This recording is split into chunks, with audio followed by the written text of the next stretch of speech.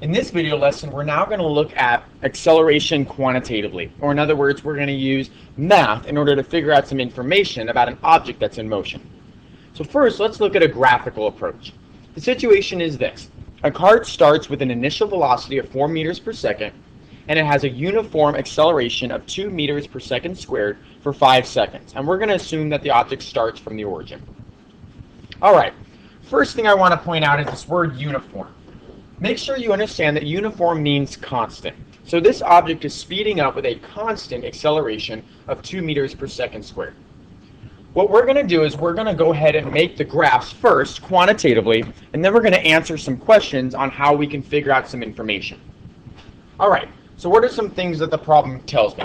Well, first of all, I know it has an initial velocity of 4 meters per second, and it's accelerating with a positive 2 meters per second squared. What that means is that it's speeding up, since velocity and acceleration both have the same sign.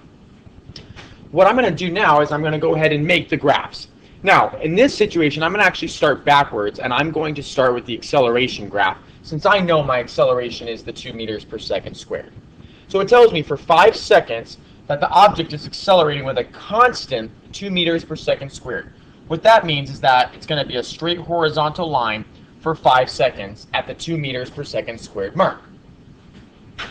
Now, if you remember the information from the previous video, we know that the area underneath an acceleration graph will tell us delta V. So in other words, the area under this curve right here, namely the area of a rectangle, that's going to tell us what the change in velocity is. So if I take the area of that rectangle, I get the base, which is 5 seconds, times the height, which is 2 meters per second squared. After I reduce the variables down, I end up getting that 10 meters per second is the delta V. Now notice, it's the delta V, or change in velocity. That doesn't mean it's the final velocity, just how much the velocity was changing. Now that I know that information, I can go over to my velocity graph. First of all, I notice that the initial velocity was 4 meters per second. Or in other words, when time was 0, the velocity was already 4 meters per second. So I'm going to, on my velocity graph, mark that by putting a dot right here at 0, 4. At time 0, it was 4 meters per second. Now, I know from my previous graph, the one that I just drew for acceleration, that my velocity changes by 10 meters per second in 5 seconds. So in 5 seconds, I now should be 10 meters per second greater. Well, if I started at 4, that means that at 5 seconds, I'm now going 14 meters per second, or a delta V of 10 meters per second. So now I can make this graph by just connecting those two dots. So notice I have my velocity graph now quantitatively accurate, going from 4 meters per second originally, now to 14 meters per second in 5 seconds. Finally, I want to draw my position versus time graph. Well, let's think about this. We know that the object is starting at the origin because it tells us that we can assume that. And I know that the object is moving away from the origin, speeding up. So that tells me that the object is going to have a position versus time graph that looks something like this. Now, we just need to figure out what is that quantitative value. Or in other words, at time 5 seconds, where is the object? How far had it gone away from the origin? So we can solve that looking at our velocity graph. Remember, the acceleration graph's area told us the change in velocity. If we take the area under a velocity graph, that's going to tell us change in position. So let's figure that out. Now, if you look, the area underneath this curve is rather irregular. Or in other words, it's a shape that maybe we're not used to. The area, or the shape, is a trapezoid. Now, if you know the area of a trapezoid, you can use that. But let's say you didn't know the area of a trapezoid. That's no problem. What we can do is we can break it up into some simpler shapes by doing this. So this would be the area of the triangle, and then this down here would be the area of the rectangle, and then we would just add them together. So let's do those. First, I'm going to go ahead and do the rectangle. The rectangle is just base times height. The base is 5 seconds, and the height is 4 meters per second. When I multiply those, I get 20, and the seconds cancels out completely, so 20 meters would represent the rectangle. Now I have to do the same thing, but for the triangle now. The triangle is 1/2 base times height. 1/2 of the base is 5 seconds. And what is the height? Notice the height of the triangle is just right here, or in other words, the change in velocity. And we've already calculated that out to be 10 meters per second. If I multiply all those numbers through, I end up getting 25 as the number, the seconds would cancel out, and meters is my overall unit. So the area of the triangle is 25 meters, and the area of the rectangle is 20 meters. So that means my total delta x is 45 meters. Now remember, that's just delta x, or how the position changed. But remember, our object, we assumed, started at the origin. So if the object started at the origin, which is 0, and the position changed by 45 meters, that means that my final position on the y-axis must be 45 meters. Now, what if the object did not start at the origin, but what if the object started at the 10-meter mark? How would the graph look different?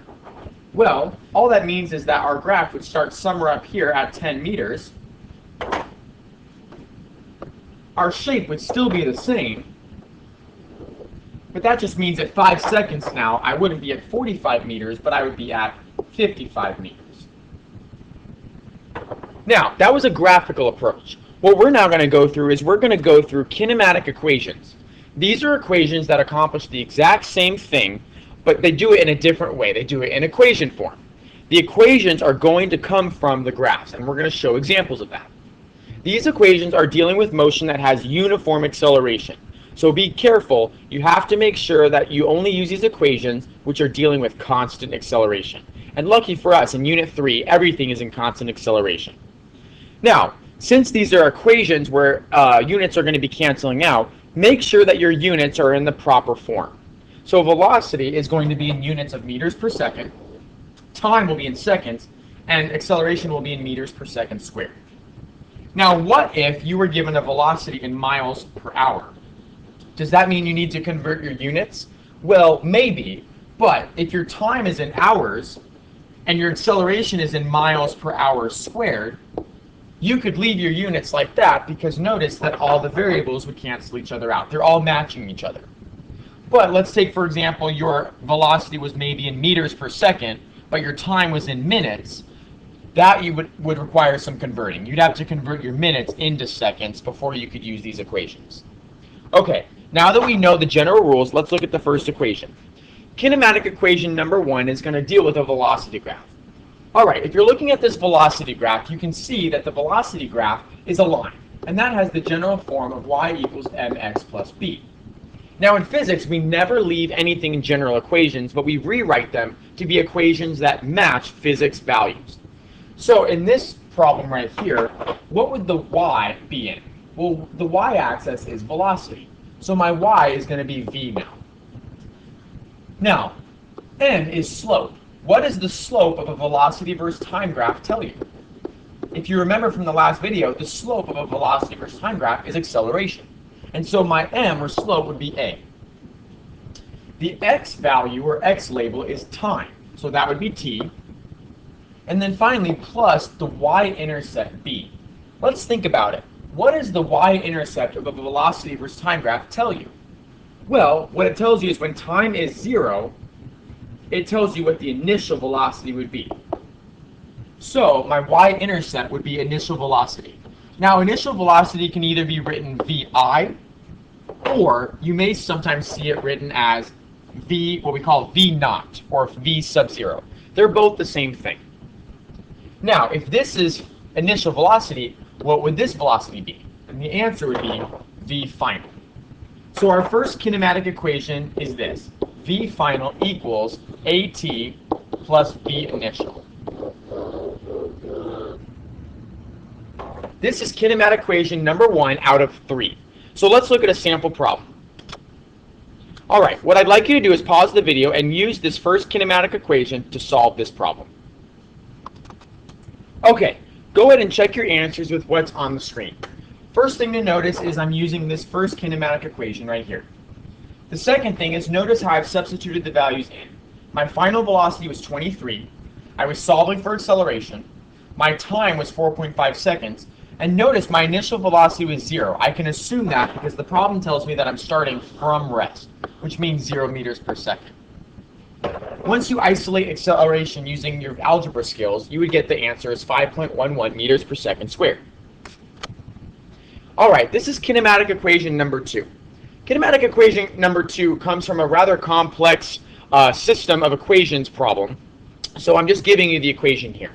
So notice what it says. It says V final squared equals V initial squared plus 2 times the acceleration times delta x, which remember, delta x is your displacement, or how far the object moved or changed position. So let's go ahead and use this kinematic equation to solve for our second one. Be sure to write this equation down before allowing the video to advance to the next slide.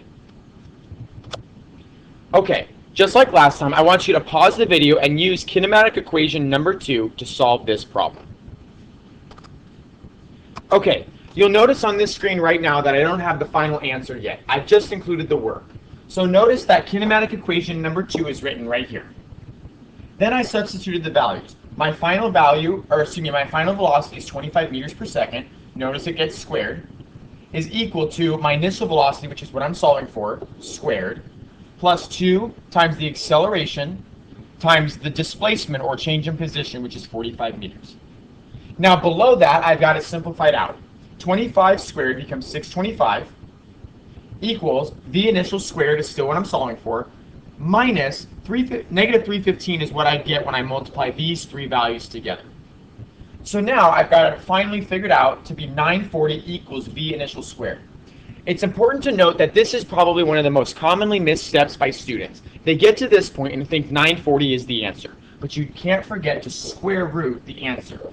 So V initial, after I square root 940, ends up being approximately 30.66 meters per second squared.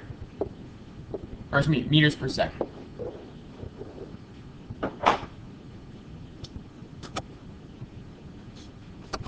The last kinematic equation is going to come from something like this.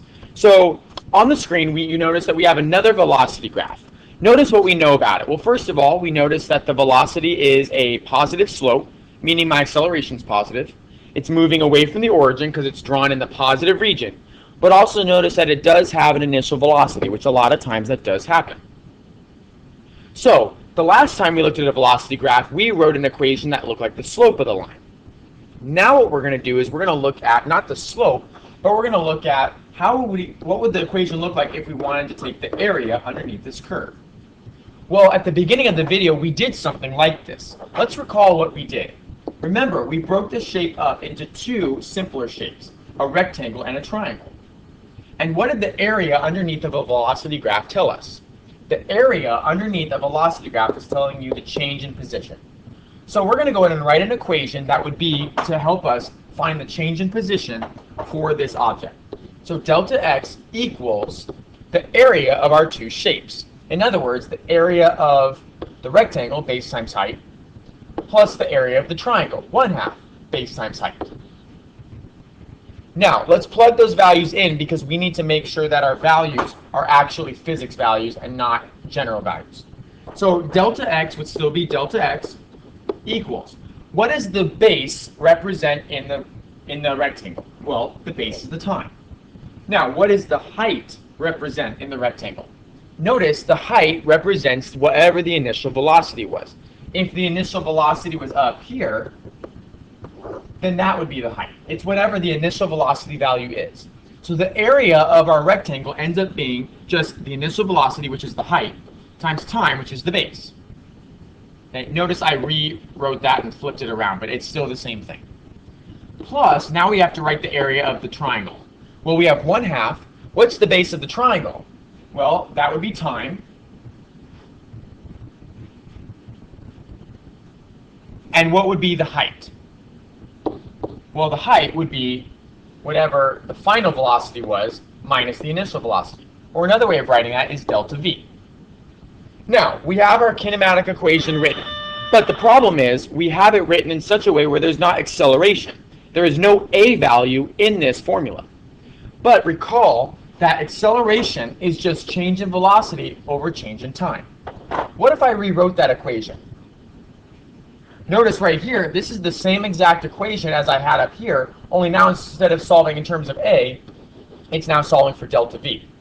Since delta V equals acceleration times time, I'm going to take that and plug that in for delta V.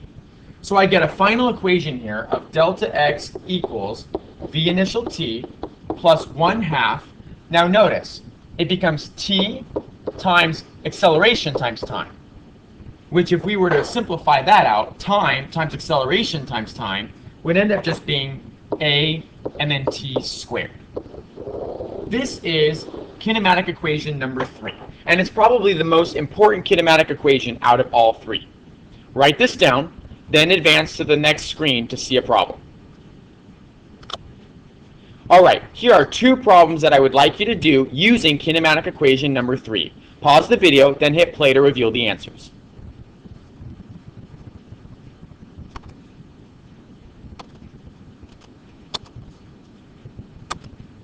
Alright, in this last one right here, you'll notice that the problem has already been solved out.